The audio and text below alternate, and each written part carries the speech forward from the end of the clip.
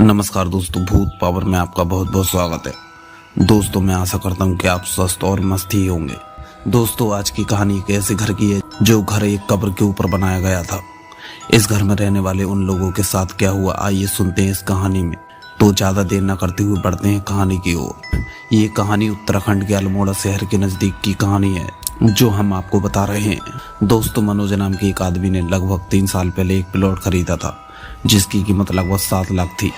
यह प्लॉट 150 गज में था जो कि मनोज ने खरीदा था। मनोज मध्यम वर्ग के परिवार से आता था जो कि उसने कुछ पैसा इकट्ठा करके यह प्लॉट खरीदा था। मनोज इस प्लॉट को अब जल्दी ही बनवाने जा रहा था ताकि वह अपना परिवार अपने नए घर में बसा सके। मनोज शादीशुदा था और उसके 2 छोटे बच्चे थे। दोस्तों, आप भी अच्छे से जानते हैं कि उत्तराखंड में पहाड़ियों का एरिया है जहाँ पर कुछ ही दूरी पर पहाड़ दिखाई देते हैं। मनोज को भी ये सब नज़ारा देखना काफ़ी पसंद था, इसलिए मनोज ने अपना घर बनाने के लिए इस जगह को चुना था। दोस्तों, 1 साल पहले मनोज ने इस प्लॉट पर एक अच्छा खासा घर बना लिया था। मनोज ने रीति रिवाज के अनुसार अपने परिवार के साथ गृह प्रवेश किया और इस नए घर में पूरा परिवार रहने लगा। मनोज अल्मोड़ा शहर में सरकारी नौकरी किया करता था। इस सरकारी नौकरी के कारण मनोज की आर्थिक स्थिति काफी अच्छी थी, जिसके कारण वह नया घर बनवा पाया था। दोस्तों, मनोज को नहीं पता था जिस जगह पर उसने घर बनाया है असल में उसकी सच्चाई क्या है। जमीन बेचने वालों ने मनोज को नहीं बताया था कि इस जमीन के नीचे पहले कभी शमशान घाट हुआ करता था, जो कि इस प्लॉट के नीचे एक कब्र दफन थी। उसके ऊपर मनोज का घर बना हुआ था। इतनी जानकारी मनोज ने भी नहीं ली थी। देखने में तो यह प्लॉट बाहर से अच्छा खासा दिखाई दे रहा था, लेकिन अंदर क्या था ये तो ऊपर वाला जानता था या फिर जमीन बेचने वाला। इस घर के नीचे जिस व्यक्ति की कब्र दफन थी वह जाति से मुस्लिम समाज से आता था, जो कि लगभग 5 साल पहले मर चुका था और यहीं पर उसको दफनाया गया था। उसके 1 साल के बाद यहाँ पर प्लॉटिंग का काम शुरू कर दिया गया था और बहुत से लोगों ने यहाँ पर जमीन लेकर घर बनवाए। इस जगह पर शमशान घाट था, यह बहुत ही कम लोगों को पता था, क्योंकि दोस्तों यहाँ पर बहुत ही कम आबादी थी और जिसने यहाँ पर घर बनवाए वह भी नहीं जानते थे कि यहाँ पर कभी शमशान घाट हुआ करता था। इसलिए इस जगह के बारे में किसी को कोई खबर नहीं थी कि ये जगह रहने लायक है या नहीं। दोस्तों, मनोज के परिवार को लगभग 3 महीने घर में ही बीते थे। इस परिवार के ज्यादातर लोग अब बीमार रहने लगे थे क्योंकि यहाँ पर एक दुष्ट आत्मा का साया था। मनोज के परिवार में 2 बच्चों और एक पत्नी थी, जो कि दोनों बच्चे अब बीमार रहने लगे थे। इन बच्चों को मनोज काफी दवाई दिलाता था, लेकिन कुछ भी असर इन बच्चों को नहीं हो पा रहा था क्योंकि एक से एक नई बीमारी इन बच्चों को लग जाती थी। दोस्तों, इस घर में उस कब्र की आत्मा अपना बसेरा बना चुकी थी। बच्चों को अब यह आत्मा रात के समय दिखाई दिया करती थी, लेकिन यह बच्चे अपने माता पिता को बताते थे तो माता पिता इन पर विश्वास नहीं किया करते थे।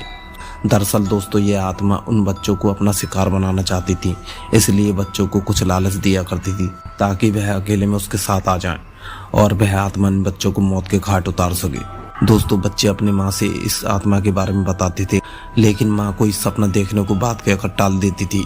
लेकिन दोस्तों, बच्चे तो बच्चे होते हैं, छोटे बच्चे कभी झूठ नहीं बोलते। यह बात बच्चों की माँ नहीं समझ पा रही थी। दोस्तों, कुछ समय बीतने के बाद वही हुआ जिसका डर था।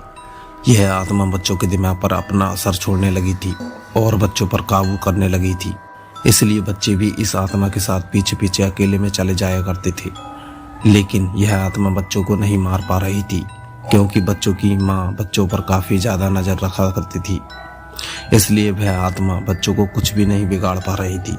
उस आत्मा ने सबसे छोटे बच्चे पर अपना हमला बोला और उसके शरीर में जाकर घुस गई। यह छोटा बच्चा अब अपने नियंत्रण में नहीं था, बल्कि उस दुष्ट आत्मा के कब्जे में था। वह आत्मा जो भी इस बच्चे से कराती वह बच्चा वही करने लगता था। कुल मिलाकर यह बच्चा अब गुमसुम सा रहने लगा था। 2 महीने के बाद इस बच्चे की हालत नाजुक होने लगी और इस बच्चे को कई डॉक्टर को दिखाया, लेकिन डॉक्टर भी इस बच्चे को नॉर्मल बताते थे और दिमाग की बीमारी होने का संकेत देते थे। असल में दोस्तों, बात और कुछ थी। यह दिमाग की बीमारी नहीं थी, बल्कि इस आत्मा का भयानक मंजर था जो कि इस बच्चे पर मंडरा रहा था। यह आत्मा बच्चे को अब मारकर अपने साथ ले जाना चाहती थी, इसलिए बच्चे की हालत बहुत ज्यादा नाजुक हो चुकी थी। बच्चे की हालत इतनी खराब हो चुकी थी कि वह किसी समय दम तोड़ सकता था। मनोज बहुत ज्यादा घबरा चुका था कि वह बच्चों को कैसे बचाए। दोस्तों, जिसकी रक्षा स्वयं भगवान करे, उसको कितनी भी बुरी शक्ति उसका कुछ भी नहीं बिगाड़ सकती।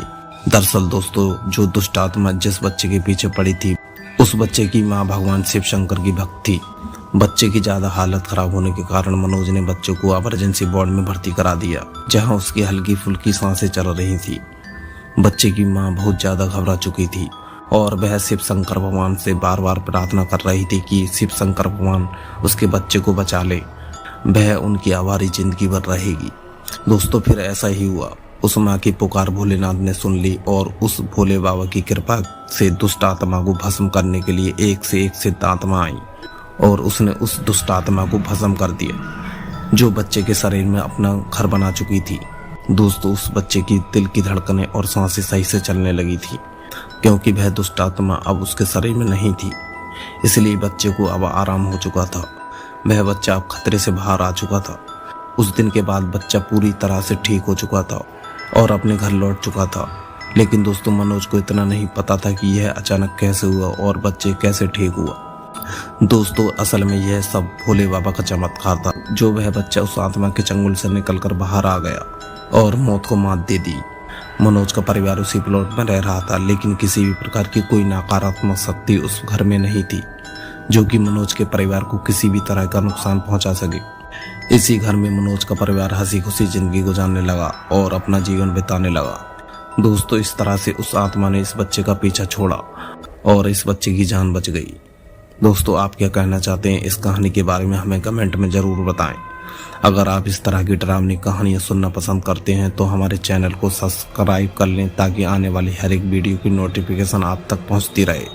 तो नमस्कार दोस्तों, मिलते हैं एक नई कहानी में।